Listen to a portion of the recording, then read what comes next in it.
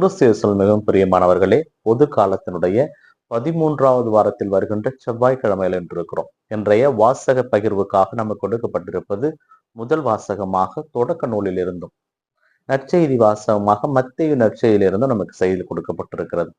இதிலே முதல் வாசகத்திலே ஆபிரகாம் முன்னிட்டு, ஆபிரகாம் நீதிமானா இருந்ததால் ஆபிரகாம் முன்னிட்டு சோதோம் குமாராவிலே நீதிமான்கள் இருந்தால் அவர்கள் காப்பாற்றப்பட வேண்டும் என்பது அவருடைய வேண்டுகோள். அதன் நிமித்தம் சோதோம் குமாராவிலே லோத்தும் அவருடைய குடும்பமும் நீதிமான்களாக கடவுளுடைய கண்ணுக்கு தென்பட்டார்கள். வலுக்கட்டாயமாக அந்த ஊரை விட்டு அவர்கள் வெளியே கொண்டு வந்து விடப்படுகிறார்கள்.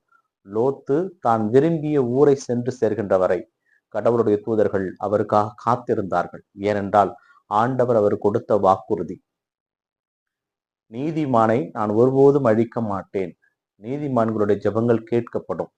அதனால் ஆபிரகாம் முன்னிட்டு லோத்து காப்பாற்றப்படுகிறார். ஆனால் ஆண்டவருடைய வார்த்தையை கேட்காத லோத்தினுடைய மனைவி உப்பு தூணாக மாறி இறந்து விடுகிறார். எப்பொழுதும் இறைவனுடைய வார்த்தைக்கு கீழ்ப்படுகின்ற மக்களாக நாம் வாழ வேண்டும் என்பதை லோத்தியனுடைய மனைவியுடைய மரணம் நமக்கு சொல்லுகிறது. இறைவனை நம்பி அவர் சொல்வதை கேட்டால் மரணத்திலும் மீண்டும் உயிர்த்தெழுந்து வாழ்வோம் என்பது லோத்தியனுடைய வாழ்வு நமக்கு சொல்லுகின்ற செய்தி. இறைவன் மீது நம்பிக்கை கொண்டால் கேட்பதை அனைத்தையும் கொடுப்பார் என்பது ஆபிரகாம் மூலம் நமக்கு கிடைக்கின்ற செய்தி.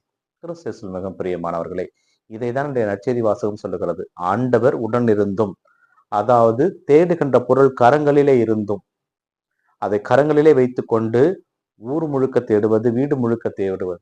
கடவுள் நம்மோடு இருக்கிறார், நம்மில் இருக்கிறார், நம்மில் உறைந்து இருக்கிறார், பார்க்கின்ற ஏழைகளில் இருக்கின்றார், உண்ணுகின்ற உணவில் இருக்கின்றார், எல்லா இடத்திலும் எங்கும் அவர் நிறைந்திருக்கின்றார். அப்படிப்பட்ட கடவுளை நாம் தேடிக்கொண்டே இருக்கிறோம்.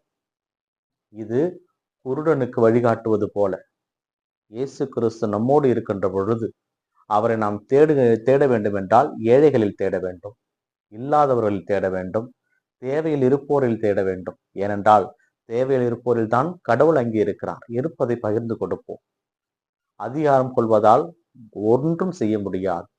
உயிர் போனால் இந்த உடலுக்கே மதிப்பு இல்லை என்ற பொழுது நமது அதிகாரத்தை வைத்துக் கொண்டு ஒன்றும் செய்ய முடியாது. அதனால் இருக்கின்ற வரை எல்லாரோடும் சமமாக பழகுவோம், எல்லாரையும் ஏற்றுக்கொண்டு வாழ்வோம்.